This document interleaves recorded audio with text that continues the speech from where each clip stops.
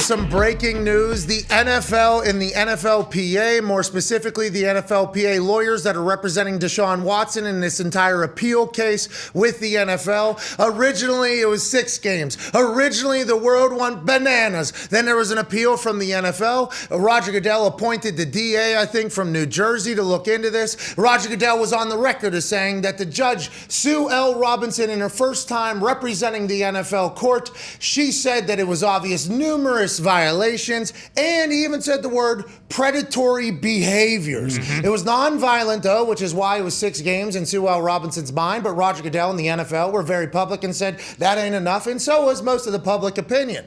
So we didn't know what was going to take place. Would it be a year? Because that's what the NFL had been pushing for all along, and the judge that was listening to the appeal was appointed by the NFL, so you would assume that the NFL knows what the judge is going to do. So that maybe was the reason why the NFLPA wanted to strike a deal immensely and quickly with the NFL. They have done as such as of this morning.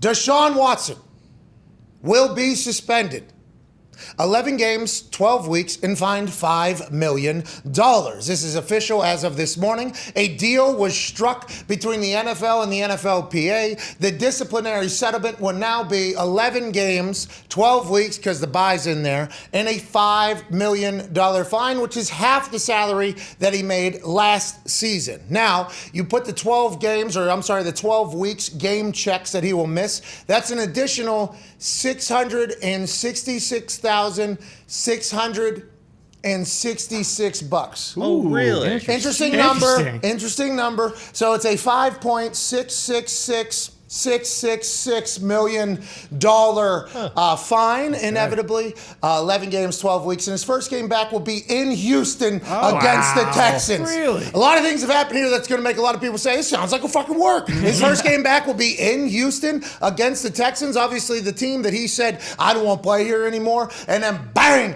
like 20-some lawsuits and allegations came not only against Deshaun, but also the Houston Texans and everything they got going on. The city of Houston had to go through an entire rebuild. Deshaun goes from once being an MVP candidate for the Houston Texans and playing in playoff games and becoming a dominant team in the AFC South, winning a couple games that are big time, to we got a new quarterback, Jack Easterby's making a bunch of decisions, and we have no team at all. JJ's out of here, D-Hop's out of here, Deshaun's out of here, and it all kind of happened like that. Well, don't you worry, Houston. An incredible fan base, loud fan base. I've gotten a chance to experience it, as has a man who's in the studio with us today, at Darius J. Butler, has gotten a chance to experience it on Thursday night primetime game. Colts, a game that matters. Those fans are fucking loud. That stadium is fucking loud. That stadium has the capability to be problematic, and we assume there's going to be some things said to Deshaun, not only in that stadium, but for the rest of the season. I don't know how the world has reacted. I assume everybody thinks that that isn't enough of a punishment, that would already think that it wouldn't be enough punishment for him to ever be able to play football again. And then there's probably a crowd of people that are excited the decision has been made and we can move past that and not have to talk about it. 11 games, 12 weeks, bye weeks in the first quarter, or whatever it is. $666,666 game checks amount of miss because of the $1 million salary that was negotiated by Dave Mulligata, who might be the greatest negotiator in the history of negotiating. Deshaun Watson gets the largest contract with the largest guaranteed money in the history of the NFL at $230 million. After all this has been kind of laid out and in the process of it. Now that we know what the punishment is, now that we know how long he'll be missing, what do you think this means for Deshaun and the Browns as a whole? Do you think the Browns are able to kind of wade water until Deshaun gets back? And do you think this is the end of this whole thing? Yeah. I mean, obviously for Deshaun, this is something he's probably going to have to live with, definitely the rest of his career, probably the rest of his life, probably stick with them. But as far as the Browns go, and even Deshaun, I'm sure even with the suspension probably been longer than he wanted or expected, kind of everybody can say, okay, now we know what it is. Now everyone can kind of move forward in a sense. The Browns, they know, hey, we're going with Jacoby for the first 11 games at least. And then I think they'll be all right, though. We talked about it before, how that team is built. They're built to kind of protect that quarterback position. And once again, Jacoby's not a slap. Like, he can play ball. He's been in this league for a long time. He isn't a slappy. He knows how to play ball. So good team, good offense, good defense. Andrew Berry's done a great job putting that team together. So hopefully, everyone can move forward at this point. Deshaun heard Duval, and Jacksonville, obviously Jacksonville is Jacksonville. Peterson's going to turn it around. Hey, Yeah. Trevor Lawrence is unbelievable. Yeah, He's gonna turn it huge around. step. That Houston Stadium, Week 13. Oh my God. It's going to be wild. I don't know. You just got to hope that they look back and they say, if you're Deshaun, you got to hope that the crowd looks back and they say, Deshaun brought us a lot of happiness. He played a lot of really good football for us on this team. And Deshaun, I bet is hoping let's hope they just forgot about everything that has happened. Sure. Dude, Sure that doesn't it feel like a work, Ty? This feels like a work. Comes back first game in Houston, gets fined $666,666 in game checks. Right. I mean, doesn't it feel like a work almost in this? Yeah, absolutely. I mean, everyone always talks feels like about a how work. the NFL is, the best form of reality TV. Like, this feels like a manufactured, like, wait till you see the fucking storyline we got for Week 13, baby. Oh, my God. Mid-season finale. It's going to be unbelievable. It is kind of crazy. And you mentioned it earlier.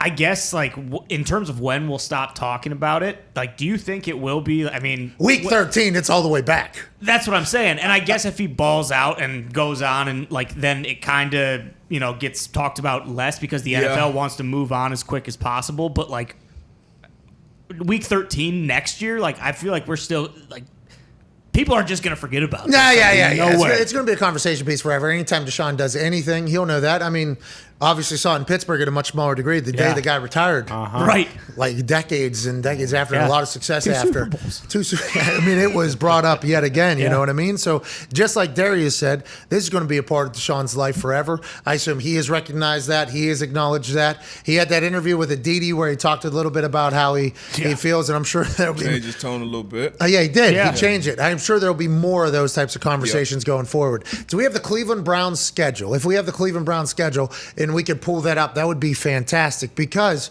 to the point that you were making about on the field, and I think their odds went from plus 2,400, either one is, I think they won the Super Bowl, and then went to plus 3,000 before this announcement was made. So will it change? We don't know. Well, did they have inside information before anybody else? You would assume not because, actually, you would assume sports Maybe. Probably. That's kind of part you of would the... assume they do know, but part of the work. Here's their schedule. So they're at Carolina week 1. Storyline. Story. Right off the bat. Baker Mayfield being announced a starter within coming days for the Carolina Panthers, allegedly. Then you got the Jets the next week, Steelers the next week, Falcons, Chargers, Patriots. So you could technically go 3-3 there. Easy. 4-2. Yeah. 4-2. Yeah, 4-2 is good, but 3-3, no problem. Yep. Right? Don't you think, Darius? Oh, absolutely. Then you go into the next 6 games. Ravens, Bengals. Ooh. Let's take a week to fucking see how we're going to be able to manage. Then we go out to Dolphins. Who knows what they're going to be by week 10. And then you have the Buffalo Bills and the Tampa Bay Buccaneers. So there will be the 12 weeks that he will miss. They could win some of those games and not be out of it at all in the home stretch with the 6 left. Yeah, but after those first 4, they could lose 7 in a row easily. So, but you lose 7, you go 10-7. AFC, a lot of people beating each other up. Who knows? Yeah. Sure. What would Deshaun look like? Because he's able to come back week 6, right? And start practicing? Yeah, he's allowed to be in the building. I don't know if he's allowed to start practicing. I don't know what the whole rules are on that, but he's allowed to be back in the building because normally when guys are suspended, they're not allowed in the building at all. I was suspended for a week, wasn't allowed in the building. So I just sat in my living room with the lights off and watched TV and jump roped